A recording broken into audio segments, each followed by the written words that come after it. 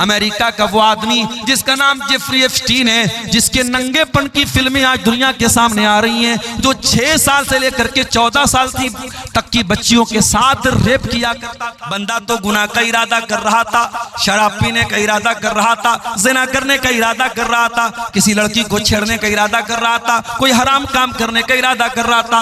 उसने गुनाह का इरादा किया था, हाँ, उसके दिल में अल्लाह का डर पैदा हुआ, उसने गुनाह नहीं किया। अय अल्लाह, तू उसके नाम अमाल में एक नेकी क्यों लिख रहा है? फरमाया उक्तबूहा लहू हसनतन फइन्नमा तरकहा मिन जर्राया। ऐ मेरे फरिश्तों, मेरे बंदे के नाम अमाल में एक नेकी लिख दो, इसलिए कि उसने गुनाह से जो वो बच गया है, वो मेरे डर से बचा है। उसके दिल में मेरा डर आ गया, उसके दिल में मेरा तकवा आ गया, इसलिए मेरे बंदे ने गुनाह नहीं किया है। वो मेरा बंदा एक नेकी का हकदार है। अल्लाह अकबर। ये उस रब की शान करीमी है। वो रब हम पर कितना मेहरबान है, इसको और बेहतर तरीके से समझने के लिए जो मैंने दूसरी आयत पढ़ी है, सूरह ज़ुमर की आयत नंबर 53, आयत नंबर 53। और ये वो आयत है कि सहाबी रसूल अब्दुल्लाह बिन मसूद कहा करते थे कि कुरान की सबसे ज्यादा उम्मीद दिलाने वाली, सबसे ज्यादा मायूसी को दूर करने वाली, दिल में उम्मीदों की किरण पैदा करने वाली अगर कोई आयत है तो यही आयत है, सूरह ज़ुमर की आयत नंबर 53। आइए जरा उस आयत पर भी हम एक नजर डालते हैं। कुल या इबादी अल्लज़ीना असरफू अला अनफुसिहिम, ऐ नबी आप फरमा दीजिए, कह दीजिए, ऐ मेरे वो बंदो जिन्होंने गुनाह कर करके अपनी जानों पर जुल्म किया है। गौर कीजिएगा, अल्लाह ताला चाहता तो ये भी कह सकता था, ऐ नबी मेरे गुनहगार बंदों से कह दीजिए, ऐ नबी शराबियों से कह दीजिए, ऐ नबी ज़ानियों से कह दीजिए, ऐ नबी शिर्क करने वालों से कह दीजिए। मगर अल्लाह का अंदाज देखो, अल्लाह कह रहा है कुल या इबादी अल्लज़ीना असरफू, ऐ नबी आप कह दीजिए, ऐ मेरे बंदो।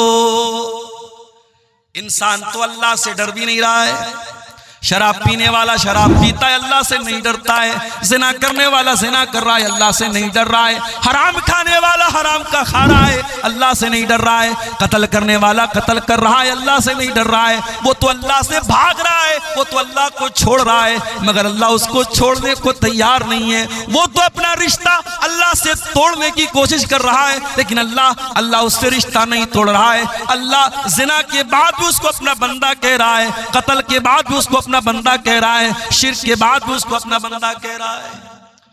कुल या इबादी अल्लज़ीना असरफू, ऐ मेरे बंदो, ऐ मेरे बंदो, तुमने पाप कर करके, तुमने गुनाह कर करके अपनी जानों पर बहुत जुल्म कर लिया, बहुत अत्याचार कर लिया, अपने आप को बहुत सता लिया। ऐ मेरे गुनहगार बंदो, आ जाओ, तुम्हारा परवरदिगार तुमको अपने दामन में बुला रहा है, अपनी रहमत में बुला रहा है। ला तक़नतू मिर रहमतिल्लाह, ऐ गुनाह करके अपनी जानों पर जुल्म करने वाले मेरे बंदो, तुम अल्लाह की रहमत से कभी मायूस मत होना। जानते हो अल्लाह की रहमत कितनी बड़ी है? चलिए मैं 2 हदीसें आपको पढ़ के सुनाता हूं, अल्लाह की रहमत कितनी बड़ी है। अल्लाह के नबी फरमाते हैं, इन्ना लिल्लाहि मियत रहमा, अल्लाह ताला के पास 100 रहमतें हैं, 99 रहमतें उसने अपने पास रखी है, एक रहमत उसने दुनिया में उतारी है। दुनिया में जो माँ को बच्चों से प्यार है, तो दुनिया के बड़े बड़े दरिंदे, जंगली जानवर, सांप, बिच्छू, ये भी अपने बच्चों पर जो दया दृष्टि करते हैं, जो कृपा करते हैं, जो रहम करते हैं, जो मर्सी उनके दिल में आती है, जो प्यार और मोहब्बत एक माँ के दिल में उमड़ता है, जानवरों के दिल में, इंसानों के दिल में, अल्लाह के नबी ने फरमाया वो एक रहमत जो अल्लाह ताला ने दुनिया में उतारी है, उस एक रहमत की वजह से ये होता है। जो माँ के दिल में बच्चा जितना भी नाफरमान हो जाए, माँ कभी बच्चे से रिश्ता नहीं तोड़ती है, माँ कभी बच्चे को सताती नहीं है, माँ बच्चे से कभी बदला नहीं लेती है। जंगली जानवरों के अंदर भी, जहरीले जानवरों के अंदर भी अपने बच्चों के लिए जो प्यार है, जो प्रेम है, वो अल्लाह की एक रहमत की वजह से है। 99 रहमतें अल्लाह ताला ने अपने पास रोक के रखी, और वो 99 रहमतें क़यामत के दिन अल्लाह ताला अपने गुनहगार बंदों को अता करेगा, अल्लाह उनकी मग़फ़िरत करेगा। दुआ करो अल्लाह की रहमत हमें भी नसीब हो जाए मेरे साथियों। इतना रहीम है वो परवरदिगार। एक जंग का मौका था, जंग में मुसलमानों ने कैदी पकड़े थे, कुछ मर्द भी कैदी बन के आए थे, कुछ औरतें भी कैदी बन के आई थी। उन्हीं कैदियों में एक औरत थी जो अपने बच्चे से बिछड़ गई थी, दूध पीता बच्चा उसका कहीं बिछड़ गया था। नबी अकरम का गुजर हुआ, आपने देखा औरत अपने बच्चे के लिए बहुत बेचैन है। माँ को बच्चे से जो प्यार होता है सारी दुनिया जानती है, माँ की ममता की मिसाल दी जाती है। और जब बच्चा दूध पीने के पीरियड में हो तो न माँ को बच्चे के बिना करार मिलता है, न बच्चे को माँ के बिना करार मिलता है। नबी अकरम ने देखा औरत तड़प रही है बच्चे के लिए, दूर कहीं उसको अपना बच्चा नजर आ गया। औरत दौड़कर अपने बच्चे के पास जाती है, अपने बच्चे को सीने से लगा लेती है, अपने बच्चे को दूध पिलाने लगती है। बच्चा जब माँ के सीने में आता है, बच्चा रोते रोते खामोश हो जाता है, माँ के दिल को भी करार मिल जाता है। नबी अकरम ने फरमाया, ऐ मेरे सहाबा, क्या बताओ ये माँ जो अपने बच्चे से इतना प्यार करती है कि अपने बच्चे को आग में डालना चाहेगी? सहाबा ने कहा, अल्लाह के नबी, ऐसा तो कभी नहीं हो सकता। माँ तो अपने बच्चे से बहुत प्यार करती है, माँ अपने बच्चे को कभी आग में नहीं डालेगी। आपने फरमाया, लल्लाहु अरहमु बिइबादिही मिन हाज़िहिल मरातिबि वलदिहा। ऐ मेरे सहाबा, इस औरत को अपने बच्चे से जो प्यार है, इस औरत को अपने बच्चे से जो प्रेम और मोहब्बत है, उससे कहीं ज्यादा मोहब्बत अल्लाह ताला अपने बंदों से करता है। अल्लाह अपने बंदों को जहन्नम की आग में डालना नहीं चाहता है, लेकिन बंदे अल्लाह की इतनी नाफरमानियां करते हैं, शिर्क करते हैं, कत्ल करते हैं, जिना करते हैं और फिर तौबा भी नहीं करते हैं, इसलिए अल्लाह ताला जहन्नम की आग में डालेगा। वरना अल्लाह ताला तो बहुत रहीम है, अपने बंदों को जहन्नम की आग में वो नहीं डालना चाहता। कुरान की आयत सूरह ज़ुमर की आयत नंबर 53 हमें यह बता रही है कि अल्लाह कितना रहीम है मेरे प्यारे साथियों। इसीलिए इस्लाम हमको सिखाता है हम अल्लाह की रहमत से कभी मायूस न हो। इब्राहीम अलैहिस्सलाम के पास फरिश्ते आते हैं और आकर के कहते हैं, इब्राहीम आपको बेटा होने वाला है। उन्होंने कहा, मुझे बेटा होगा, 80 साल की उम्र हो चुकी है, बुढ़ापे में मुझे बेटा होगा। फरिश्तों ने कहा कि हाँ आपको बेटा होगा और इब्राहीम आप अल्लाह की रहमत से मायूस न हो। इब्राहीम अलैहिस्सलाम ने जवाब दिया, वमन यक़नतु मिन रहमति रब्बिही इल्ला ज़ाल्लून। ऐ फरिश्तों कैसी बात कर रहे हो? अल्लाह की रहमत से तो वही लोग मायूस होते हैं जो गुमराह होते हैं, जो भटक जाते हैं। ईमान वाला कभी अल्लाह से मायूस नहीं होता है। याकूब अलैहिस्सलाम को देखो, याकूब अलैहिस्सलाम एक बेटा जिसका नाम यूसुफ था, वो बेटा बचपन में भाइयों की साजिश से गायब हो जाता है। फिर दूसरा बेटा, भाई लोग आके कहते हैं कि अब्बाजान आपके बेटे को अजीज मिस्र ने रोक लिया है। हजरत याकूब अलैहिस्सलाम समझ जाते हैं कि ये भी कोई प्लानिंग है। कहते हैं, इज़हबू, ऐ मेरे बच्चों जाओ, फतहस्ससू मिन यूसुफ व अखी, और जा करके यूसुफ को तलाश करो और यूसुफ के भाई को तलाश करो। वला तयअसू मिन रौहिल्लाह, और अल्लाह की रहमत से मायूस मत हो। इन्नहू ला ययअसू मिन रौहिल्लाहि इल्लल कौमुल काफिरून। फरमाया, अल्लाह की रहमत से वही लोग मायूस होते हैं जो काफिर होते हैं, मोमिन कभी अल्लाह की रहमत से मायूस नहीं होता। इसीलिए जो कुरान का तरीका है वो अल्लाह के अजाब का डर भी हमारे दिल में होना चाहिए और अल्लाह की रहमत की उम्मीद भी हमारे दिल में होनी चाहिए। इसीलिए पांचों टाइम की नमाज में जब हम सूरह फातिहा पढ़ते हैं तो हम अल्लाह ताला के अजाब को भी याद करते हैं, उसकी रहमत को भी याद करते हैं। हम कहते हैं, अल्हम्दुलिल्लाहि रब्बिल आलमीन अर्रहमानिर रहीम मालिकी यौमिद्दीन। तमाम तारीफ़ें उस अल्लाह के लिए हैं जो सारी कायनात का रब है, जो बहुत मेहरबान है, बहुत रहम वाला है और बदले के दिन का मालिक है। वो डे ऑफ जस्टिस का मालिक है, वो इंसाफ के दिन का मालिक है। वो इंसाफ भी करेगा, वो बंदों को उनके अमाल का बदला भी देगा। हमें अल्लाह के अजाब का डर भी होना चाहिए और उसकी रहमत की उम्मीद भी होनी चाहिए। इसीलिए रहमानिर रहीम भी कहा गया और मालिकी यौमिद्दीन भी कहा गया। कुरान की आयत दुनिया के तमाम गुनहगारों को दावत दे रही है। ऐ शराब पीने वालों, ऐ जिना करने वालों, ऐ कत्ल करने वालों, ऐ गलत कामों में अपने हाथों को मुलव्विस करने वालों, ला तक़नतू मिन रहमतिल्लाह, तुम अल्लाह की रहमत से मायूस मत होना।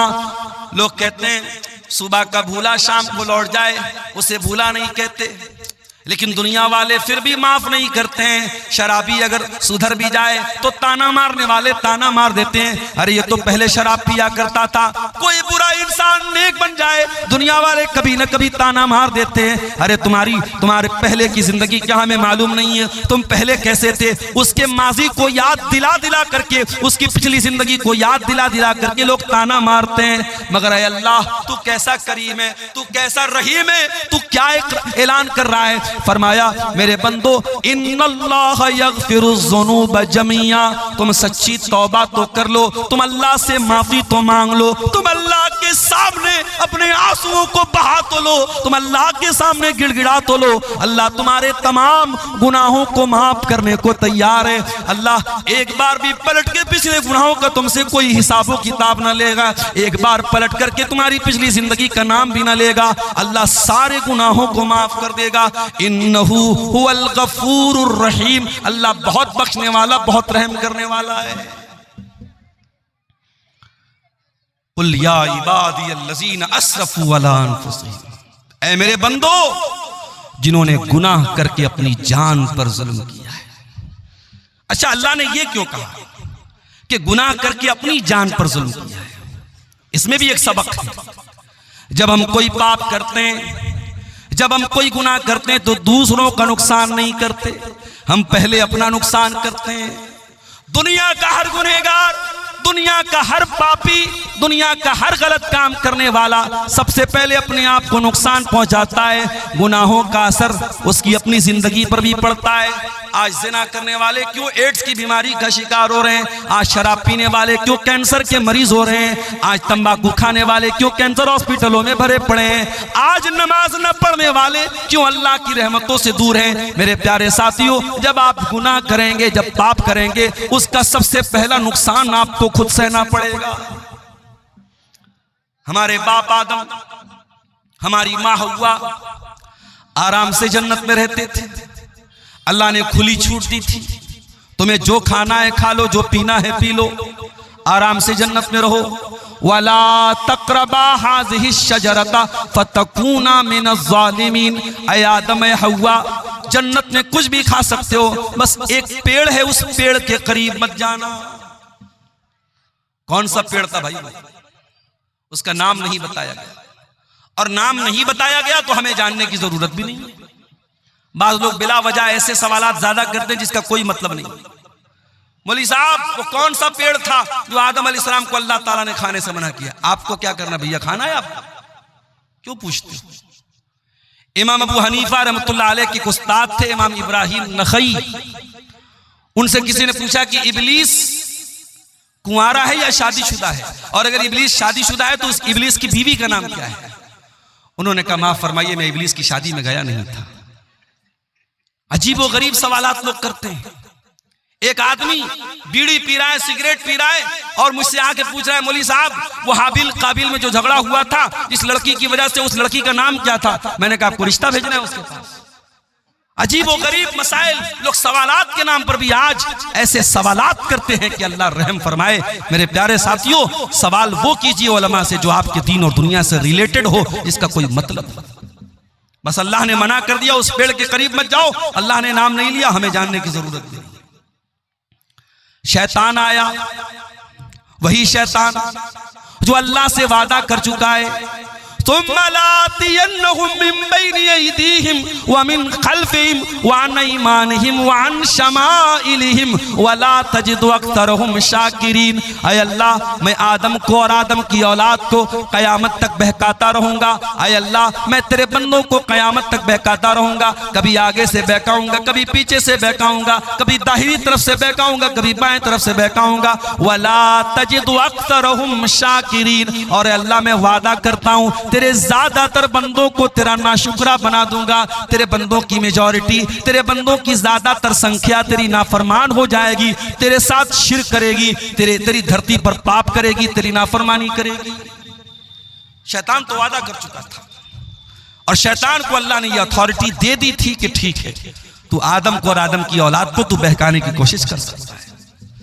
शैतान आया और उसने कहा, ऐ आदम, ऐ हुआ, अला अदुल्लुकुम अला शजरतिल खुल्दी, ऐ आदम, ये पेड़ जिसके करीब जाने से अल्लाह ने मना किया है, ये पेड़ कोई मामूली पेड़ नहीं है, ये अमृत का पेड़ है, ये हमेशा हमेश तुम्हें जिंदगी देगा, इस पेड़ का फल तुम खा लोगे तो हमेशा हमेश रहोगे।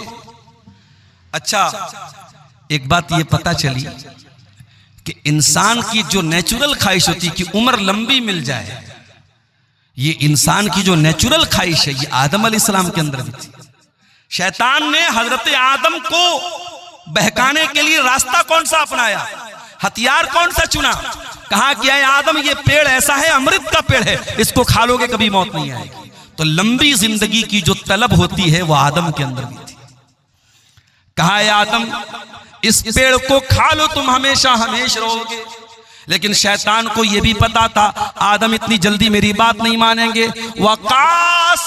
वकासमहुमा इन्नी लकुमा लमिनन नासिहीन, शैतान ने कसम खा के कहा, ऐ आदम, मैं अल्लाह की कसम खा के कहता हूं, मैं तुम्हारी खैर खाही चाहता हूं। पता ये चला अल्लाह वालों को अल्लाह के नाम पे आसानी से बेवकूफ बनाया जा सकता है। जो अल्लाह को मानने वाला हो उसके सामने अल्लाह की कसम खा लो, वो बात मान लेगा, वो इकरार कर लेगा। शैतान ने अल्लाह की कसम खा के कहा, ऐ आदम, ऐ हव्वा, मैं तुम्हारा बहुत बड़ा खैर का हूं, बहुत बड़ा तुम्हारा भलाई चाहने वाला हूं। कुरान कहता है, फदल्लाहुमा बिगुरूर, शैतान ने हमारे बाप आदम को, हमारी माँ हव्वा को अपने शीशे में उतार लिया, उनसे वो पाप करवा दिया, उनसे वो गलती हो गई और उन्होंने वो पेड़ का फल खा लिया। फलम्मा ज़ाक़ा शजरा, और जब दोनों ने उस पेड़ को सिर्फ चख लिया, खाया भी नहीं था, सिर्फ चखा था, हाय हाय, खाया भी नहीं, अल्लाह ने अकला नहीं कहा, अल्लाह ने जाका कहा, यानी आदम और हव्वा ने बस उस पेड़ को जरा सा टेस्ट किया था। अरे खाया होता तो क्या असर होता, सिर्फ टेस्ट किया था, सिर्फ जरा सा मुंह में डाला था। फलम्मा ज़ाक़ा शजरत बदत लहुमा सौआतुहुमा, जैसे ही उस पेड़ के फल को उन्होंने स्वाद ले लिया, उसका टेस्ट ले लिया, उसको मुंह में डाल लिया, दोनों की शर्मगाहें खुल गईं, दोनों के बदन के कपड़े उतर गए। अल्लाह की नाफरमानी की पहली सजा क्या मिली? नंगे हो गए। जन्नत में रेशम के कपड़े पहनते थे, बेहतरीन कपड़े पहनते थे, आदम का कपड़ा भी उतर गया, हव्वा का कपड़ा भी उतर गया। अच्छा, जब दोनों नंगे हो गए तो पहली चिंता क्या हुई कि अपनी शर्मगाह को कैसे ढांपा जाए। कुरान कहता है, बदत लहुमा सौआतुहुमा वतफिका यक्सिफानी अलैहिमा मिन वरक़िल जन्ना, और आदम और हव्वा दोनों जन्नत के पत्तों से अपनी शर्मगाह को ढांपने लगे। उन्हें नंगा रहना पसंद नहीं था, उन्हें शर्मगाह का खुला रहना पसंद नहीं था। आज कितने बदतमीज लोग हैं, कितने बेगैरत लोग हैं, नंगे रहने को और शर्मगाह को दिखाने को वो बहुत बड़ी तरक्की समझते हैं। आज कितनी लड़कियां हैं, कितनी औरतें हैं जो अपने जिस्म की नुमाइश करके इंस्टाग्राम पर पैसे कमा रही हैं। कितने बेगैरत शौहर हैं जो अपनी बीवी के जिस्म की नुमाइश करके पैसे कमा रहे हैं। वो लोगों, ये नंगा रहना, ये नंगापन, ये न्यूडिटी, ये वल्गैरिटी, ये उरियानियत, ये बेहुदापन, ये आदम का तरीका नहीं है, ये हव्वा का तरीका नहीं है। आदम का तरीका तो अपने आप को कवर करना है, अपने आप को छुपाना है। जो हकीकत में आदम की औलाद है, जो आदमी कहलाने के लायक है, जो इंसान कहलाने के लायक है, वो कभी भी वल्गैरिटी को पसंद नहीं करेगा, वो न्यूडिटी को पसंद नहीं करेगा, वो नंगेपन को पसंद नहीं करेगा। नंगापन ये इंसानियत के खिलाफ है, ये ह्यूमैनिटी के खिलाफ है, ये आदम और हव्वा के तरीके के खिलाफ है। दोनों जल्दी से अपनी शर्मगाह को कवर करने लगे, ढांपने लगे।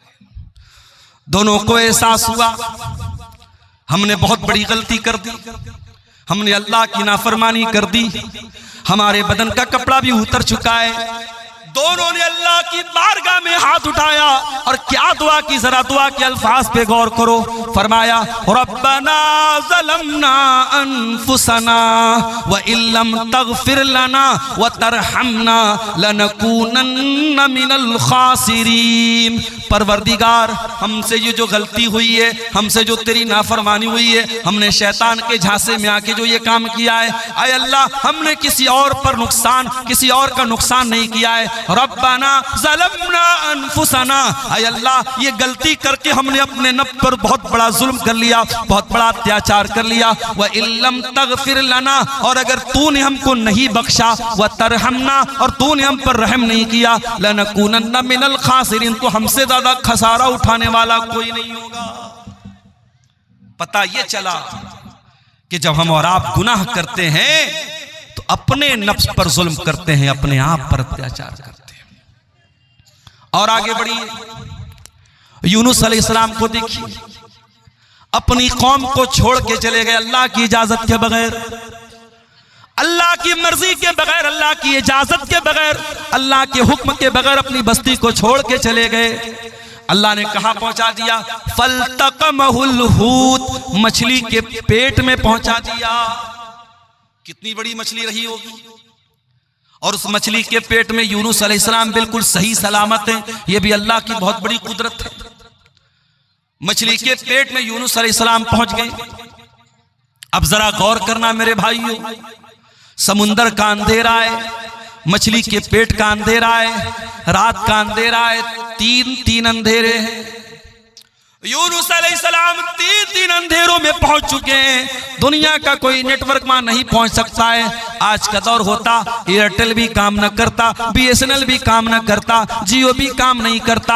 आज पहाड़ों पे चले जाओ, मोबाइल का नेटवर्क काम करना बंद कर देता है। फ्लाइट पे चले जाओ, एयरप्लेन मोड में मोबाइल को डालना पड़ता है। आज भी दुनिया इतनी तरक्की कर चुकी है, लेकिन बहुत सारी जगह ऐसी है जहां नेटवर्क नहीं मिलता है, जहां मोबाइल कंपनियों का नेटवर्क नहीं पहुंचता है। वो लोगों, जहां दुनिया के किसी नेटवर्क का कवरेज ना हो, जहां दुनिया का कोई सिम न पहुंच सके, वहां मेरे परवरदिगार का नेटवर्क मौजूद होता है। यूनुस अलैहिस्सलाम मछली के पेट में पहुंच चुके हैं। उन्हें एहसास हो गया, मुझसे गलती हो गई, मुझे अल्लाह की इजाजत के बगैर अपनी कौम को छोड़ के नहीं जाना चाहिए था। फनादा फिज़्ज़ुलुमात, उन्होंने मछली के पेट में अल्लाह को पुकारा। उनके दिल में एक बार भी ये ख्याल नहीं आया, ये तो मछली का पेट है, ये तो अंधेरा है, ये तो समुंदर की गहराई है, यहाँ मेरी आवाज अल्लाह तक कैसे पहुंचेगी। यूनुस को यकीन था, जहां दुनिया का कोई नेटवर्क ना पहुंचे वहां अल्लाह का नेटवर्क मौजूद है। फनादा फिज़्ज़ुलुमात, उन्होंने मछली के पेट में अल्लाह को पुकारा। और क्या पुकारा? ला इलाहा इल्ला अंत सुब्हानका इन्नी कुन्तु मिनज़्ज़ालिमीन। ऐ अल्लाह, तेरे सिवा मेरा कोई माबूद नहीं, तेरे सिवा मेरा कोई सहारा नहीं। सुब्हानका, तू पाक है। इन्नी कुन्तु मिनज़्ज़ालिमीन, ऐ अल्लाह मैं बहुत बड़ा जालिम हूं, मुझसे गलती हो गई, अल्लाह मुझको माफ फरमा दे। हो लोगों, दुआ मांगने की तमीज सीखो, दुआ मांगने का तरीका सीखो। आगे रमजान आ रहा है, रमजान दुआओं का महीना है। जब रोजा रख के तुम अल्लाह से दुआ करोगे, अल्लाह जरूर तुम्हारी दुआ को सुनेगा। इसलिए कि अल्लाह कुरान में जहां रमजान का जिक्र करता है, जहां रोजे का जिक्र करता है, वहीं अल्लाह ये भी कहता है, वइज़ा सालका इबादी अन्नी फइन्नी करीब। ऐ मेरे नबी, जब मेरे बंदे आपसे मेरे बारे में सवाल करें तो जवाब दे दीजिए, मैं करीब हूँ। उजीबु दावतद दाई, मैं दुआ करने वालों की दुआओं को सुनता हूँ। शर्त ये, फलयस्तजीबू ली वलयुमिनू बी, बंदे मेरी बात तो माने, बंदे मेरे ऊपर ईमान तो ले आए। अगर आप अल्लाह की बात मानेंगे, अल्लाह पर ईमान लाएंगे, अल्लाह आपकी हर दुआ सुनने को तैयार है। हमें दुआ मांगने का तरीका ही नहीं आता मेरे साथी। यूनुस ने अल्लाह से कितनी प्यारी दुआ मांगी, इसीलिए अल्लाह के नबी फरमाते हैं, दावतो ज़िन्नून, मछली वाले नबी की दुआ, जब मुसलमान किसी मुसीबत में पड़ता है तो अल्लाह ताला जरूर उसकी मुसीबत को दूर करेगा। ये बहुत प्यारी दुआ है। ला इलाहा इल्ला अंत सुब्हानका इन्नी कुन्तु मिनज़्ज़ालिमीन। ऐ अल्लाह, तेरे सिवा मेरा कोई माबूद नहीं है, तू पाक है, मैं जालिम हूँ। जरा इस दुआ के अंदर भी गौर करो, बंदा अपने आप को जालिम कह रहा है। इसका मतलब ये हुआ कि जब भी हम कोई गुनाह करते हैं तो पहले अपना नुकसान करते हैं। और ये बात याद रखो मेरे साथ, आपके गुनाहों की सजा आपके बच्चे भी भुगत रहे हैं। हमारे गुनाहों की सजा हमारा परिवार भी भुगतता है। हम कोई पाप करते हैं, उसका असर हमारे बच्चों पर भी पड़ता है, हमारी बीवी पर भी पड़ता है, हमारे परिवार पर भी पड़ता है, हमारी पूरी जिंदगी पर पड़ता है। इसीलिए अल्लाह कुरान में कहता है वमन आरज़ा अन ज़िक्री फ़इन्न लहू मईशतन ज़नका, जो मेरे जिक्र से मुंह मोड़ेगा, जो मेरी नाफरमानी करेगा, जो मेरी शरीयत को छोड़ देगा, हम उसकी जिंदगी को परेशानी वाली जिंदगी बना देंगे। व नहशुरुहु यौमल क़ियामति आमा, और क़यामत के दिन उसको अंधा बना करके उठाएंगे। गुनाहों का असर हमारी लाइफ पर भी पड़ता है मेरे प्यारे साथियों, हमारी तंदुरुस्ती पर भी पड़ता है। इसीलिए अल्लाह कह रहा है कुल या इबादी अल्लज़ीना असरफू, ऐ नबी आप कह दीजिए ऐ मेरे वो बंदो जिन्होंने पाप कर करके, गुनाह कर करके अपनी जानों पर जुल्म किया है। एक इंसान था, बहुत गुनहगार था।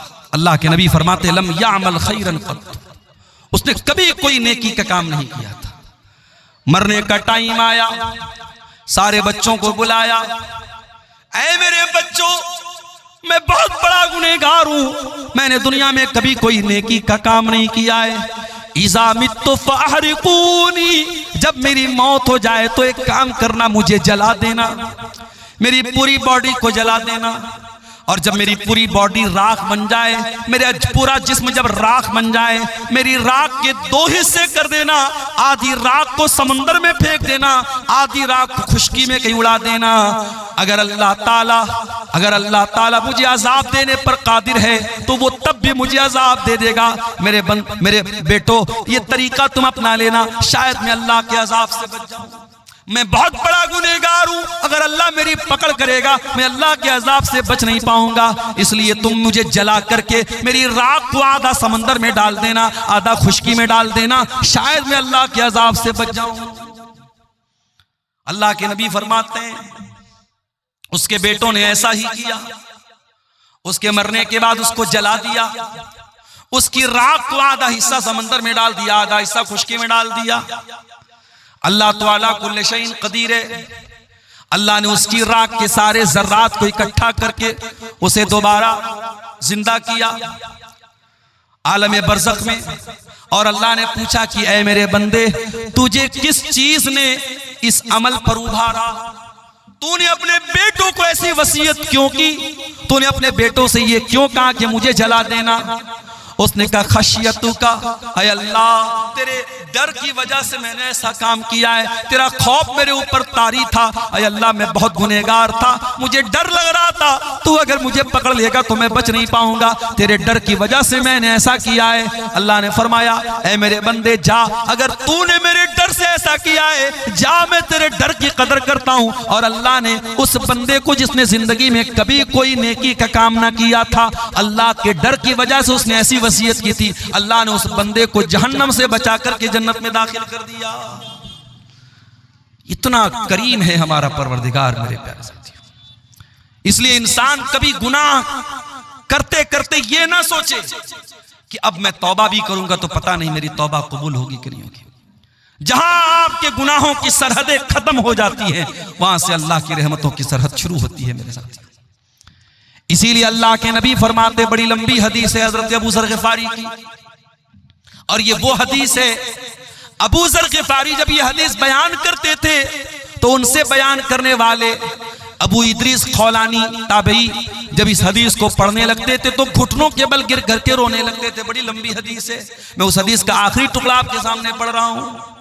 अल्लाह के नबी फरमाते कि अल्लाह ताला कहता है ऐ मेरे बंदो, तुम में से जितने लोग पहले पैदा हुए, जितने बाद में आए, जितने इंसान हैं, जितने जिन्नात हैं, अगर सब मेरे पास आकर के मुझसे अपना अपना सवाल करें, अपनी अपनी मुराद मांगे और सबको मैं उनकी मुराद दे दूं, मा नक़स मिन मुल्की शैया, मेरी हुकूमत के खजाने में, मेरी सल्तनत में कोई कमी आने वाली नहीं है। इल्ला कमा यनकुसुल मिख्यतु मिनल बहर, जैसे समंदर में सुई को डाला जाए तो सुई समुंदर से जितना पानी लेके निकलेगी, जरा सा भी पानी सुई लेकर के नहीं निकल सकती। सुई को समुद्र में डाला जाए कितना पानी निकलेगा। अल्लाह ने फरमाया अगर सारे बंदों को मैं उनकी मुंह मांगी मुराद दे दूं, मेरे खजाने में उतनी भी कमी आने वाली नहीं है।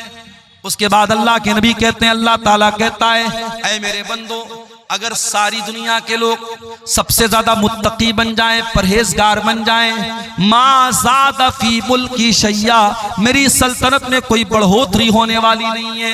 सारी दुनिया के इंसान और जिन्नात कानू अला अफजर क़ल्बि रजुल, सब मेरे नाफरमान बन जाएं, सब गुनहगार बन जाएं, मा नक़स मिन मुल्की शैया, मेरी सल्तनत में कोई कमी आने वाली नहीं है। हम अगर गुनाह करते हैं मेरे साथियों, हम अगर पाप करते हैं तो हम अपना नुकसान करते हैं, अल्लाह का कोई नुकसान नहीं करते हैं। अल्लाह की शान में, उसकी हुकूमत में कोई कमी आने वाली नहीं है मेरे प्यारे साथियों। इसीलिए हमें और आप को चाहिए कि हम अल्लाह की तरफ रुजू करें, हम अल्लाह से सच्ची तौबा करें। और सूरह ज़ुमर की आयत हमें उसी तौबा की तरफ बुला रही है मेरे साथियों। कुल या इबादियल्लज़ीना असरफू अला अनफुसिहिम ला तक़नतू मिन रहमतिल्लाह, ऐ नबी आप कह दीजिए, ऐ मेरे बंदो जिन्होंने गुनाह कर कर के अपनी जानों पर जुल्म किया है, ला तक़नतू मिन रहमतिल्लाह, तुम अल्लाह की रहमत से कभी मायूस मत होना। 14 फरवरी की तारीख अभी गुजरी है, पूरी दुनिया में इसको वैलेंटाइंस डे के नाम से मनाया जाता है।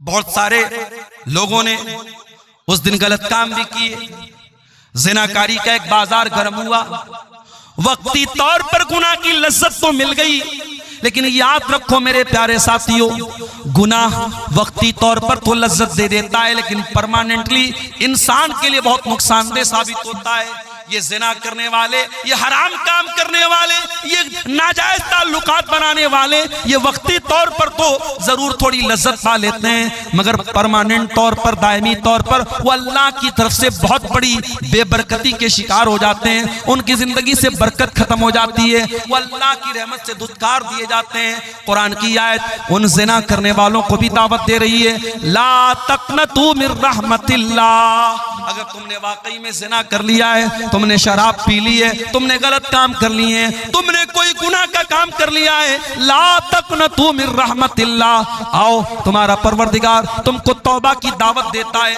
आ जाओ अल्लाह से सच्ची तौबा कर लो, अल्लाह तुमको कबूल करने को तैयार है। आज तो हालात ये हैं, अदालत में अपराधी पकड़ा जाता है, झूठा गवाह ला करके अपराधी अपने आप को बचा लेता है। पैसे वाला होता है, जज से भी समझौता कर लेता है, वकीलों से, अच्छे वकीलों को हायर करके अपने आप को बचा लेता है। अल्लाह की अदालत में तो ऐसा होने वाला नहीं है मेरे साथियों। अल्लाह की अदालत में ना झूठा गवाह आएगा, न कोई गलत सबूत आप लेकर आ पाएंगे। अल्लाह की अदालत में तो अल्लाह जबान पर मुहर लगा देगा। फरमाया, अल यौमा नख्तिमु अला अफवाहिहिम व तुकल्लिमुना अयदीहिम व तशहदु अर्जुलुहुम बिमा कानू यक्सिबून, कयामत के दिन हम तुम्हारे मुंह पर मुहर लगा देंगे, तुम्हारा हाथ गवाही देगा, तुम्हारे पैर गवाही देंगे। तुमने हाथों से क्या क्या करतूत किए थे, हाथ बोलेगा, तुमने पैरों से क्या क्या करतूत किए थे, पैर बोलेगा।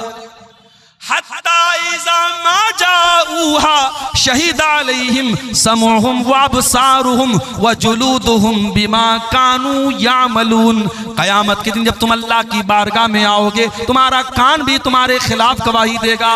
ओ कानों में एयरपॉड लगा करके दिन रात गाना सुनने वालों, ओ म्यूजिक में रातें बसर करने वालों, ओ बाइक चलाते हुए गाना सुनने वालों, ओ कार चलाते हुए गाना सुनने वालों, तुमने कानों से क्या क्या सुना है, ये कान कल कयामत के दिन गवाही देंगे।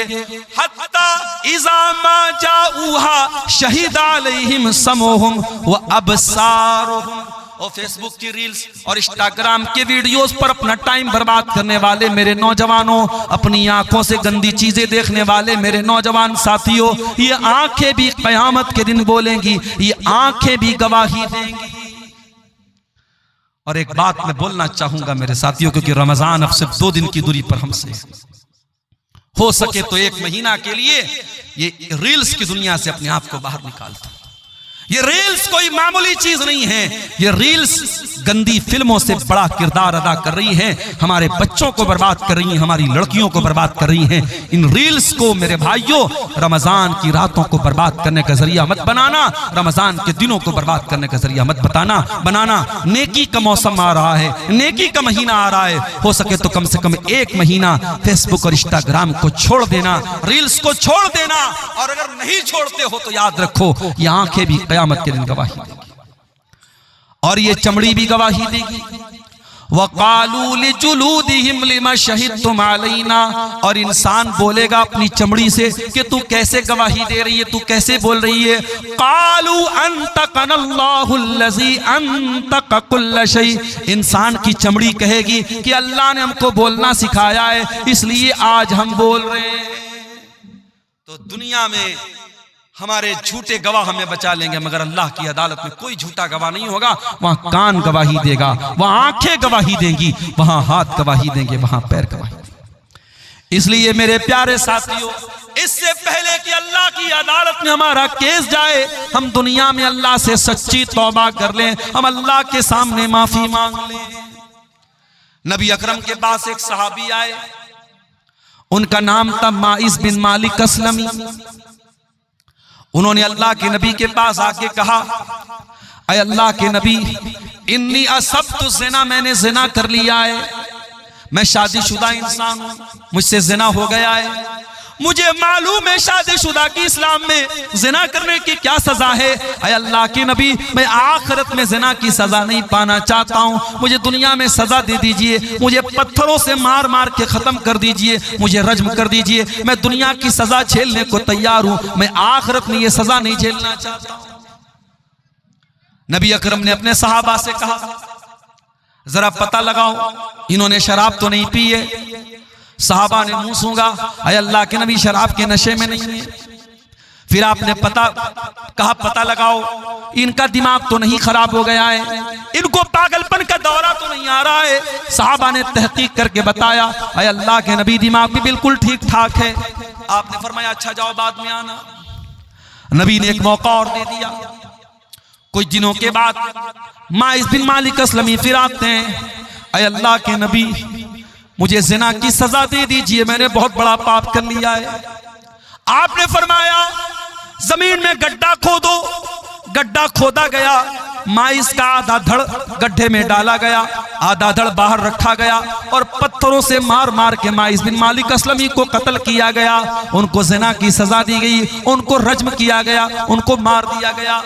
जब माइस को यह सजा दी गई, आपने उनके मरने के बाद कहा इनको कफनाया जाए, मैं इनका जनाजा पढ़ाऊंगा। हजरत उमर फारूक ने कहा अल्लाह के नबी कैसी बात कर रहे हैं, एक जानी का जनाजा आप पढ़ाएंगे, एक ज़िना करने वाले के जनाजे की नमाज आप पढ़ाएंगे। आपने फरमाया लक़द ताब तौबतन लौ ताबहा सबऊन मिन अहलिल मदीनति लवसियतहुम। ऐ उमर तुम्हें क्या मालूम ये इसने कितनी सच्ची तौबा की है। ऐ उमर ये चाहता तो अपने आप को बचा सकता था, कौन जानता था इसने ज़िना किया है। इसने आकर के मेरे पास सच्ची तौबा की है, इसने आकर के अपने गुनाह का इकरार किया है। ऐ उमर इसने इतनी सच्ची तौबा की है, अगर मदीना के 70 गुनहगार भी ऐसी तौबा कर लेते तो अल्लाह 70 गुनहगारों को माफ कर देता। नबी ने जनाजे की नमाज पढ़ाई और इस वाक़े के कुछ ही दिनों के बाद अल्लाह के रसूल के पास एक औरत आती है। उस औरत का नाम तो नहीं मालूम, लेकिन वो कबीले गामिद की औरत थी, गामिदिया, उसको हदीसों में गामिदिया का नाम आया है। गामिदिया औरत आती है और वो आकर के कहती है अल्लाह के नबी मुझे पाक कर दीजिए, मैंने भी ज़िना किया है। और बाज़ उलमा ने लिखा कि माइस बिन मालिक अस्लमी ने इसी के साथ ज़िना किया था, वल्लाहु आलम, इसका कोई प्रूफ नहीं है। उसने आकर के कहा अल्लाह के नबी मुझे ज़िना की सजा दे दीजिए। आपने उसको टालने की कोशिश की। उसने कहा अल्लाह के नबी आप मुझे टालना चाहते हैं जैसे आप माइस बिन मालिक को टालना चाहते थे। अय अल्लाह के रसूल इन्नी लहुबला, मैं हमल से हूँ, मैं पेट से हूँ, मेरे पेट में बच्चा भी है, वलदुज़ ज़िना भी है। अय अल्लाह के नबी मैं वाकई में ये पाप मैंने किया है, मुझको आप ज़िना की सजा दे दीजिए। नबी अकरम ने कहा अगर वाकई में तुम हमल से हो तो जाओ, जब बच्चे की डिलीवरी हो जाए, जब बच्चा पैदा हो जाए, तब तुम मेरे पास आना। यहाँ अपराधी अपने आप को बचाता है, यहाँ अपराधी खुद चल के आया है और अल्लाह के नबी उसको बचने का मौका दे रहे हैं। 9 महीने का टाइम आपने दे दिया। 9 महीने के बाद जब बच्चा पैदा हो गया, वो औरत अपने बच्चे को गोद में लेकर के आती है। अय अल्लाह के नबी, मैं वही औरत हूँ, गामिदिया, बच्चा पैदा हो चुका है, ये बच्चा ले लीजिए और मुझको ज़िना की सजा दे दीजिए। आपने फरमाया नहीं नहीं, बच्चा अभी बहुत छोटा है, अभी माँ के दूध के बिना ये बच्चा नहीं रह पाएगा। जब तक ये माँ का दूध पी रहा है तुमको सजा नहीं मिलेगी। जाओ, जब बच्चा दूध छोड़ देगा, जब रोटी खाने लगेगा, तब तुम मेरे पास आना। 2 साल का टाइम आपने और दे दिया। जरा गौर करो मेरे प्यारे साथियों, 2 साल लंबा टाइम होता है। शायद सहाबा भी उस औरत को भूल चुके हैं, शायद अल्लाह के नबी भी भूल चुके हैं, शायद किसी को उस औरत के बारे में कुछ याद भी नहीं है। 2 साल के बाद सहाबे किराम के साथ अल्लाह के नबी बैठे हैं। एक औरत आती है, उसके हाथ में छोटा बच्चा है और बच्चे के हाथ में रोटी का टुकड़ा है। अय अल्लाह के रसूल, मैं वही गामिदी औरत हूँ, मेरा बच्चा रोटी खाने लगा है, दूध छोड़ चुका है। अय अल्लाह के नबी, अब देर न कीजिए, मैंने जो पाप किया था उस पाप का बोझ में अपने सीने पर महसूस कर रही हूँ। अय अल्लाह के नबी, मुझे ज़िना की सजा दुनिया में दे दीजिए, मैं आखिरत की सजा झेल नहीं पाऊंगी। तहिरनी या रसूल अल्लाह, अय अल्लाह के नबी, मुझे पाक कर दीजिए। आपने बच्चा एक मुसलमान के हवाले किया। औरत को गड्ढा खोद के गड्ढे में डाला गया, पूरे बदन को कस करके चादर से लपेटा गया ताकि बेपर्दगी ना हो। हाय हाय, औरत को ज़िना की सजा हो रही है, पत्थरों से मारा जाएगा, लेकिन इस्लाम औरत के पर्दे का कितना ख्याल रखता है कि ये सजा भी बेपर्दगी के साथ नहीं दी जाएगी। आज दुनिया वाले अपने आप को कहते हैं हमने औरत को बड़ी इज्जत दे दी। अरे तुमने क्या इज्जत दी? अमेरिका का वो आदमी जिसका नाम जेफरी एप्स्टीन है, जिसके नंगेपन की फिल्में आज दुनिया के सामने आ रही हैं, जो 6 साल से लेकर के 14 साल तक की बच्चियों के साथ रेप किया करता था। बाकायदा उसका एक आइलैंड था अमेरिका में, और उस आइलैंड पर वो 6 साल से लेकर के 14 साल तक की बच्चियों को किडनैप करता था, उनके साथ दरिंदगी करता था, उनको नोचता था, उनके साथ जिना करता था। और यही नहीं, एप्स्टीन फाइल में यहां तक मौजूद है कि वो दरिंदा बच्चियों को कत्ल करके उनका गोश्त खाया करता था। ये दरिंदे ये आज इंसानियत की बात करते हैं, ये हैवान ये आज औरत की आजादी की बात करते हैं। अरे औरत को इज्जत अगर किसी ने दी है तो मजहब इस्लाम ने दी है, औरत को सम्मान किसी ने दिया है तो मजहब इस्लाम ने दिया है। औरत को सजा मिल रही है ज़िना की, मगर इस्लाम उस सिचुएशन में भी बेपर्दगी की तालीम नहीं देता है। नबी ने कहा उस औरत के पूरे बदन को कपड़े से कस करके बांधा जाए ताकि उसकी बेपर्दगी ना हो, उसके जिस्म की नुमाइश ना हो। पत्थरों से मारा जाने लगा, औरत का कपड़ा खून से लथपथ हो गया। थोड़ी देर के बाद उस औरत का इंतकाल हो गया। जब उसके ऊपर पत्थर मारा जा रहा था, उसके खून के कुछ छींटे हजरत खालिद बिन वलीद के कपड़े पर पड़ गए। खालिद बिन वलीद का सफेद कपड़ा, उस पर उस औरत के खून के छींटे पड़ गए।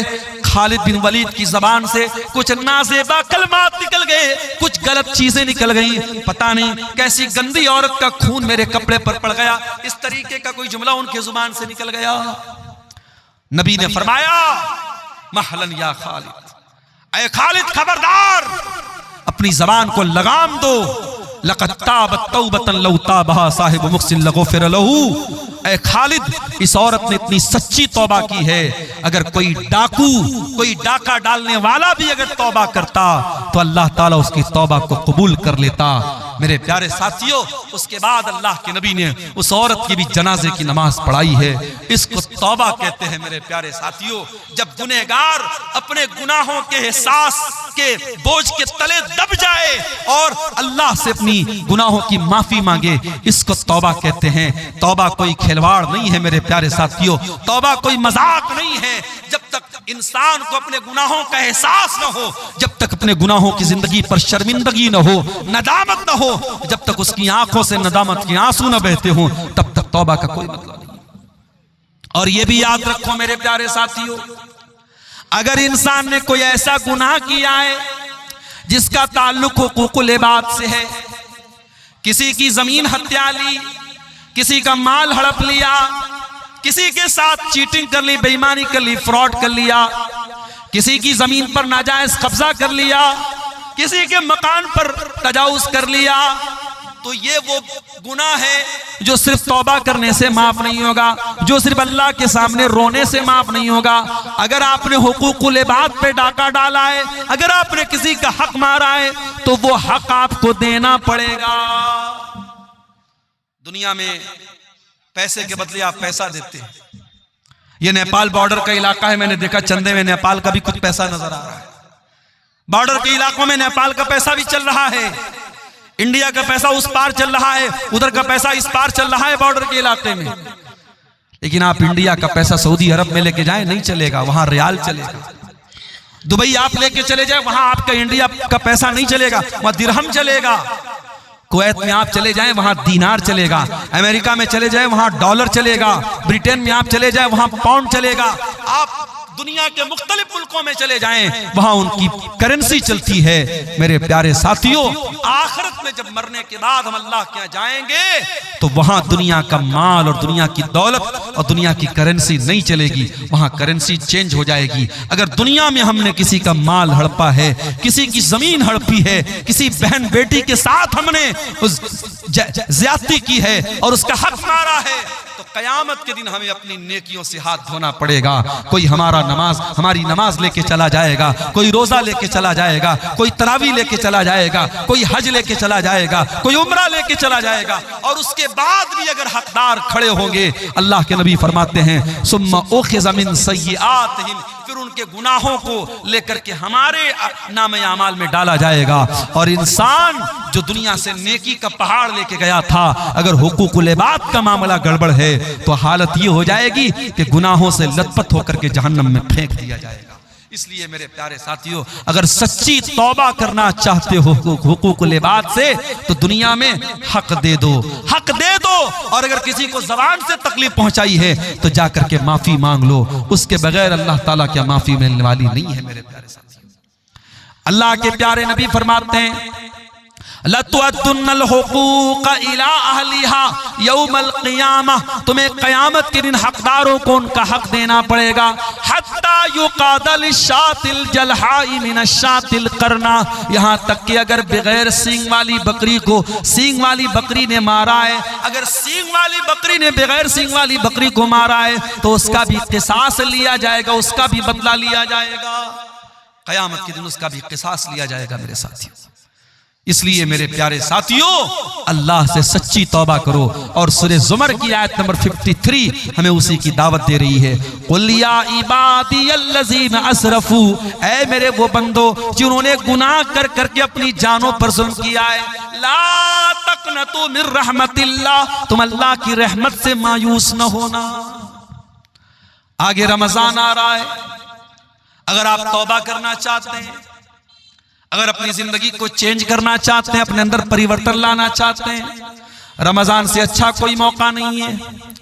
रमजान हमारी जिंदगी में चेंजिंग लाता है। सुबह 4 बजे उठ करके हम आम दिनों में कुछ खाते नहीं है, लेकिन रमजान में उठ करके सहरी खा रहे हैं। दोपहर का खाना हम रोजाना खाते हैं, रमजान में दोपहर का खाना क्या होता है हम भूल जाते हैं। हम दोपहर में कुछ नहीं खाते हैं, हम शाम को 5 बजे इफ्तार कर रहे हैं। रमजान ने हमारे खाने का टाइम चेंज कर दिया, हमारे पान पीने का टाइम चेंज कर दिया, हमारे सोने का टाइम चेंज कर दिया। जो रमजान हमारे खाने पीने सोने का टाइम चेंज कर सकता है, वो रमजान हमारे गुनाहों की दुनिया को भी चेंज कर सकता है। अगर कोई शराब पीता है, आए सच्ची तौबा करे कि इस रमजान से मैं शराब को हाथ नहीं लगाऊंगा। कोई सिगरेट पी रहा है, कोई नशा कर रहा है, कोई जिना कर रहा है, आए और इस रमजान में अल्लाह से सच्ची तौबा करे, अल्लाह अब मैं जिना के करीब नहीं जाऊंगा, मैं शराब के करीब नहीं जाऊंगा, मैं हराम काम के करीब नहीं जाऊंगा। मेरे प्यारे साथियों, रमजान एक बेहतरीन मौका है अल्लाह से सच्ची तौबा करने का। और इसीलिए रमजान के आखिरी अशरे में जो एक रात आती है, जिस रात को अल्लाह ने खैरुम मिनल फिशार, 1000 महीनों से अफजल कहा है। 1000 महीना कितना होता है? 84 साल। एक रात की इबादत 84 साल से भी बेहतर है, उससे अफजल है वो रात रमजान के आखिरी अशरे की कोई रात है। हजरत आयशा ने पूछा, अय अल्लाह के नबी, अरअयता इन अलिमतु अय्य लैलतिन लैलतुल क़द्र, अय अल्लाह के नबी अगर मुझे पता चल जाए कि कौन सी रात कद्र की रात है, अगर मुझे मालूम हो जाए कि कौन सी रात शब कद्र है, मैं उसमें क्या पढ़ूंगी?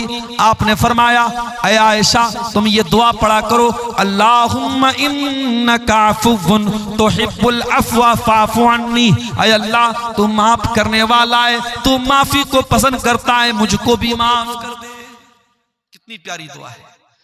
रमजान के आखिरी अशरे में, ताक रातों में है, हम अल्लाह से ये दुआ कर रहे हैं। हम अल्लाह से कारोबार नहीं मांग रहे हैं, जायदाद नहीं मांग रहे हैं, खेत खलिहान नहीं मांग रहे हैं, बच्चों की तंदुरुस्ती नहीं मांग रहे हैं, बीवी की सेहत नहीं मांग रहे हैं। हम क्या मांग रहे हैं? अल्लाहुम्मा इन्नका अफ़ुव्वुन तुहिब्बुल अफ़्वा, ऐ अल्लाह तू माफ करने वाला है और तू माफी को पसंद करता है। ऐ अल्लाह तू कुरान में बार बार कहता है, व इन ताफू व तस्फहू, ऐ मेरे बंदो तुम माफ कर दो ज्यादा बेहतर है। तुम बदला ले सकते हो, तुम इंतकाम ले सकते हो, मगर माफ कर दो तो ज्यादा बेहतर है। ऐ अल्लाह तू कुरान में बार बार ये ऐलान करता है, मेरे बंदो माफ कर दिया करो, मेरे बंदो दरगुजर कर दिया करो। ऐ अल्लाह इन्नका अफ़ू, तू माफ करने वाला है, तुहिब्बुल अफ़्वा, माफी को पसंद करता है, फ़अफ़ु अन्नी, ऐ अल्लाह मैं भी तेरा पापी बंदा हूँ, मैं गुनाहों की गठरी लेके आया हूँ, मैं गुनाहों की पोटली लेके आया हूँ। ऐ अल्लाह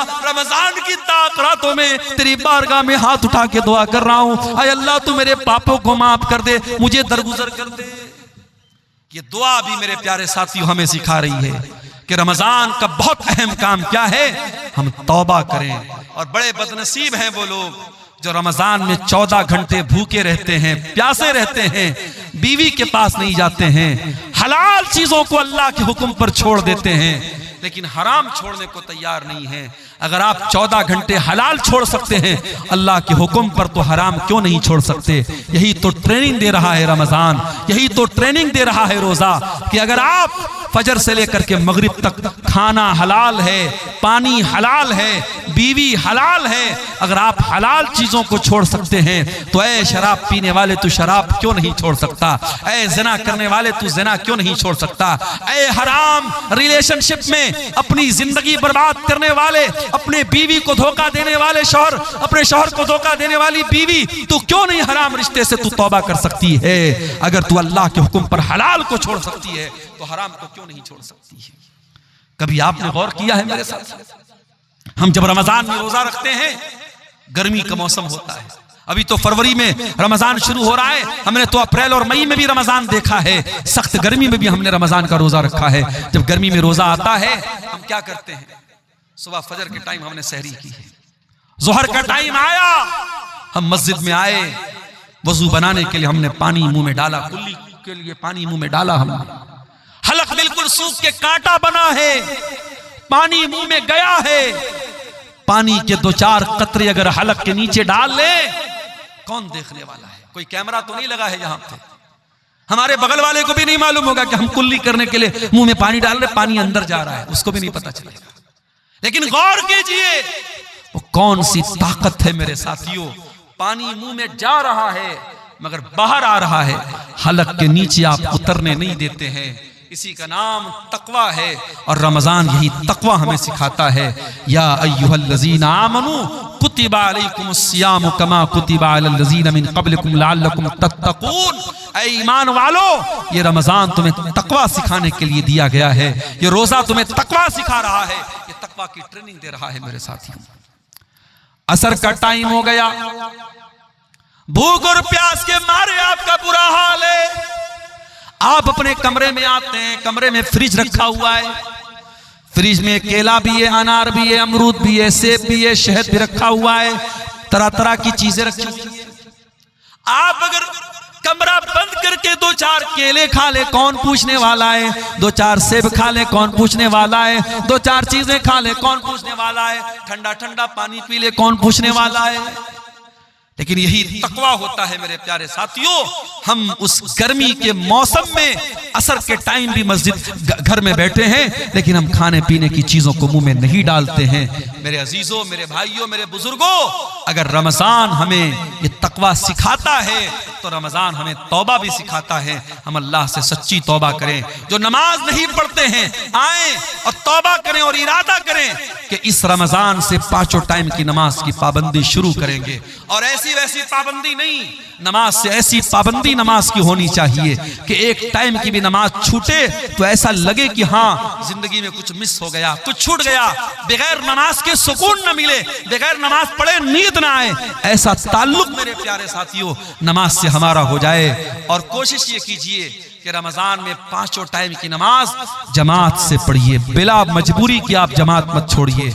और अजान की आवाज सुनते ही सारा काम बंद, सारी चीजों को पेंडिंग में डाल दीजिए, पहले मस्जिद में आइए और कोशिश कीजिए कि हर नमाज में आप वक्त के पहले मस्जिद में पहुंच जाएं, ताकि जब इमाम अल्लाहु अकबर कह करके नमाज शुरू करे, जब पहली तकबीर हो तो आप पहली तकबीर में शामिल हो जाएं। अल्लाह के प्यारे नबी फरमाते हैं लौ यअलमुन नासु मा फिन निदाई वस्सफ़िल अव्वल, अगर लोगों को पता चल जाए कि इकामत में शामिल होने का क्या सवाब है और पहली सफ में शामिल होने का क्या सवाब है, तो लोगों को अगर पर्ची डाल के आना पड़े और कुरान अंदाजी करके आना पड़े तो पर्ची डाल करके आएंगे, मगर पहली सफ में जगह पाएंगे। मेरे प्यारे साथियों, रमजान में एक टाइम की नमाज भी न छूटनी पाए, ये हम कोशिश करें। और हम ये भी कोशिश करें कि रमजान की रातें, दिन में तो हम भूखे प्यासे रहते हैं और रात में बैठ करके मोबाइल पर कोई फिल्में देख रहा है, कोई गाने सुन रहा है, कोई चैटिंग कर रहा है, वो हालात हमारे साथ नहीं होने चाहिए।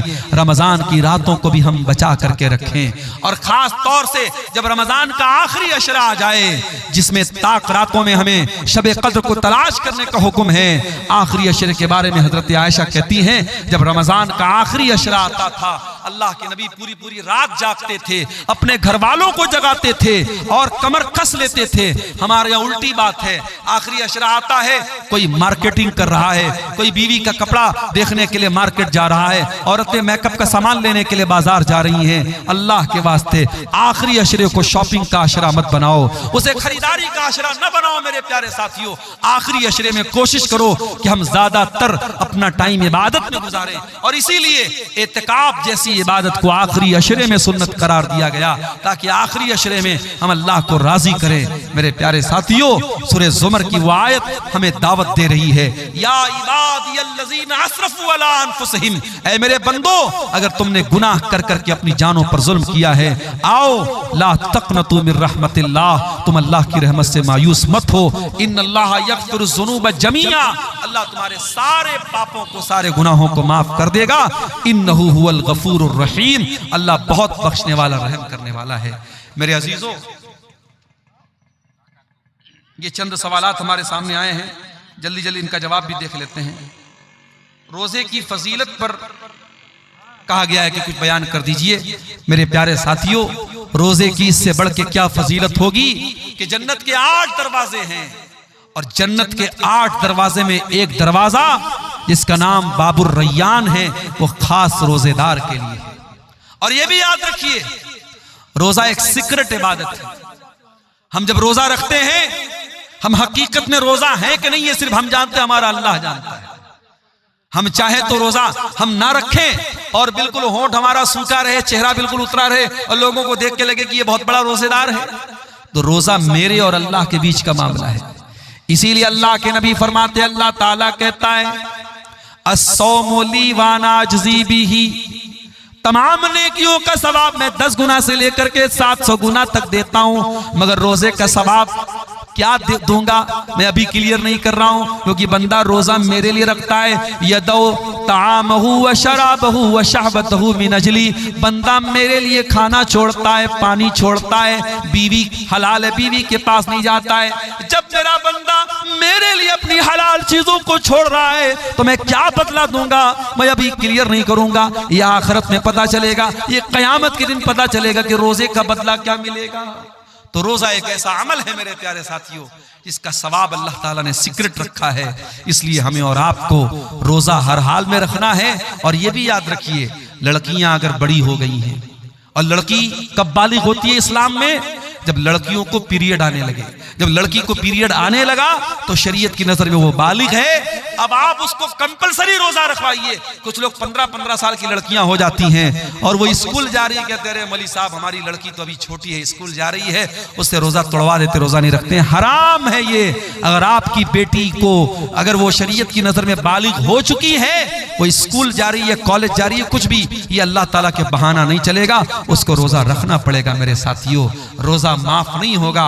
हाँ, अगर औरत पीरियड में है तो वो रोजा वो नहीं रखेगी, बाद में पूरा करेगी। अगर पैदाइश के बाद जो औरत को खून आता है, अगर वो आ रहा है तो वो रोजा नहीं रखेगी, बाद में रखेगी। औरत अगर प्रेग्नेंट है और रोजा रखने से बच्चे को नुकसान है तो वो रोजा नहीं रखेगी, उस रोजे की बाद में वो कज़ा करेगी। अगर बच्चे को दूध पिला रही है औरत और अगर उस हालत में वो बच्चे को दूध पिला रही है, अगर उस हालत में रोजा रखेगी तो उसकी सेहत को नुकसान हो रहा है, तो वो उस रोजे की कज़ा बाद में करेगी। लेकिन बाकी आप बिला किसी उज्र के, मजबूरी के अगर आप रोजा छोड़ते हैं तो ये जायज नहीं है। कुतिबा अलैकुमुस्सियाम, अल्लाह ने रोजे को फर्ज करार दिया है। उसके बाद एक सवाल ये आया है, गैर मुस्लिम से चंदा लेना कैसा है, ये जानने के बावजूद कि वो सूद ब्याज का काम करता है। देखिए, अगर गैर मुस्लिम सूद और ब्याज का काम करता है और वही उसका ज्यादातर धंधा उसी चीज का है, उसका बड़ा कारोबार वही है, तो ऐसे गैर मुस्लिम से आपको चंदा नहीं लेना चाहिए, ना मस्जिद में ना मदरसे में। और साफ बोल दीजिए कि भाई देखिए हमारे यहाँ सूद और ब्याज हराम है और आपका कारोबार सूद और ब्याज का है, हम आपसे चंदा नहीं ले सकते। वो नाराज हो जाए मगर उसे चंदा मत लीजिए। लेकिन अगर कोई गैर मुस्लिम ऐसा है जो ज्यादातर कारोबार उसका तो जायज चीजों का है, लेकिन चूंकि वो गैर मुस्लिम है, वो इस्लाम को तो नहीं मानता है, और कुछ चीजों का वो हराम का भी कारोबार करता है, लेकिन मेजर हिस्सा, बड़ा हिस्सा उसके कारोबार का हलाल है, तो उसका चंदा आप ले सकते हैं। मस्जिद में भी ले सकते हैं, मदरसे में भी ले सकते हैं। क्यों ले सकते हैं? अल्लाह के नबी के दौर में जो खाने काबा था, उस खाने काबा को मुशरिकीन ने अपने पैसे से बनाया था और मुशरिकीन ने हलाल पैसे से बनाया था। उन्होंने तय किया था हम हराम पैसा नहीं लगाएंगे। तो जब अल्लाह के नबी ने खाने काबा को फतह किया, तो अगर उनके चंदे और उनके पैसे से बना हुआ काबा सही न होता तो अल्लाह के नबी उस इमारत को तोड़वा देते, मगर आपने उसको बरकरार रखा। और नबी के दौर में गैर मुस्लिमों से जो अल्लाह के नबी के जो ताल्लुकात थे, उसमें भी कहीं हमको ये चीज़ नहीं मिलती है कि आपने उनके साथ खाने पीने को मना किया हो, या उनसे लेन देन को मना किया हो, या उनके तोहफे तहफ़ को लेने से मना किया हो आपने। हाँ, जहाँ मजहबी मामला आ जाएगा, उनके किसी मजहबी त्यौहार में हम शामिल नहीं होंगे, किसी शिरकिया त्यौहार में शामिल नहीं होंगे, और किसी शिरकिया त्यौहार में मिलने वाला कोई सामान है उसमें हम शामिल नहीं होंगे। वल्लाहु आलम बिस्सवाब। नमाज के लिए इमामत का सबसे ज्यादा हकदार कौन है? अल्लाह के नबी की बड़ी साफ हदीस है, या उम्मुल कौम अक़रउहुम लिकिताबिल्लाह, कुरान को सबसे ज्यादा पढ़ने वाला। कुरान को सबसे ज्यादा कौन पढ़ता है? जो हाफिज कुरान होता है। तो अगर कोई हाफिज कुरान है, वो इमामत का सबसे ज्यादा हकदार है। लेकिन यहाँ ये बात याद रखिए कि बाज हमारे यहाँ ऐसे हाफिज कुरान होते हैं जो हाफिज कुरान तो हैं मगर नमाजी नहीं है, या दड़ी मुंडे हैं, तो ऐसे लोगों को इमामत नहीं दी जाएगी। अगर वो हाफिज है और साथ में दीनदार है, मुत्तकी है और नमाज के मसले मसाइल जानता है, तो वो ज्यादा हकदार है। और उसके बाद सेकंड नंबर पे कौन है? अअलमुहुम बिस्सुन्नह, सुन्नत का जानकार। हाफिज कुरान के बाद दूसरे नंबर पे सुन्नत का जानकार यानी आलिम दीन, वो ज्यादा हकदार है। अगर आलिम दीन भी बहुत सारे लोग हैं तो अल्लाह के नबी ने फरमाया कि उनमें फिर सबसे ज्यादा जो उम्रदार, जो सबसे ज्यादा बाउमर है, मुअम्मर है, मालिय 3-4 उलमा है, तो जो उसमें सीनियर है उसको इमामत के लिए आगे बढ़ाया जाएगा। तो ये पूरी तरतीब हदीसों में बयान की गई। एक कब्र को दूसरी जगह ट्रांसफर करने का सही तरीका क्या है? देखिए, एक कब्र को दूसरी जगह ट्रांसफर करने का सही तरीका यही है कि जहां पे कब्र है, अगर हमको कन्फर्म मालूम है कि यहाँ पे कब्र है, तो उस कब्र में जो भी मुर्दे के बकियात हैं, उसकी हड्डियां वगैरह हैं, उनको एहतियात के साथ और एहतराम के साथ उनको वहां से उठा करके दूसरी जगह मुंतकिल किया जाएगा। अब उसमें कोई इस तरीके का जिक्र नहीं है हदीसों में कि हम बाकायदा अलग से कफन ला करके कफन में रखेंगे। आप नॉर्मली भी उसको उठा करके दूसरी जगह दफन कर सकते हैं, लेकिन हाँ, किसी हड्डी वगैरह को तोड़ने की इजाजत नहीं है। उस कब्र में जो भी लाश के बकियात हैं उनकी बेहुरमती और तौहीन करने की इजाजत नहीं है। और बहुत इमरजेंसी केस में ही एक कब्र को दूसरी जगह मुंतकिल किया जाएगा, बिला वजह ऐसा करना ठीक नहीं है। वल्लाहु आलम बिस्सवाब। तो ये चंद सवालात थे। अल्लाह ताला से दुआ है रब्बुल आलमीन हम सबको नेक अमल अच्छी समझ की तौफीक अता फरमाए। इलाहुल आलमीन हमें सच्ची तौबा की तौफीक दे। आने वाले रमज़ान को हमारी ज़िंदगी का बेहतरीन रमज़ान बना दे। हाँ। अच्छा अच्छा, माशाअल्लाह माशाअल्लाह। जयपुर के कुछ हमारे नौजवान साथी जो यही के वो लोग जयपुर में जाके रहते हैं माशाअल्लाह। अच्छा रूस वाले हैं, ये रूस से आया है। अच्छा अच्छा, यहाँ के कुछ नौजवान रूस में काम करते हैं माशाअल्लाह। उन्होंने तकरीबन 37,000 रुपये ऑनलाइन भेजे हैं इस मदरसे के लिए, मरियम लिल बनात के लिए। रब्बुल आलमीन उन तमाम नौजवानों को जो वहाँ काम कर रहे हैं अल्लाह उनकी हिफाजत फरमाए, अल्लाह उनकी इस नेकी को कबूल फरमाए, अल्लाह उनके इस सदक़ात व खैरात को दुनिया और आखिरत में उनकी नजात का जरिया बनाए। और जिन भाइयों ने भी आज इस मदरसे के लिए ताउन किया है रब्बुल आलमीन उनके हाँ कबूल फरमाए। जाते जाते आप तमाम हजरात से गुजारिश है कि आप हजरात अगर नहीं अब तक हिस्सा लिए हैं इस नेकी में तो आगे बढ़ करके हिस्सा लें। यहाँ ऑनलाइन जो है स्कैनर वगैरह भी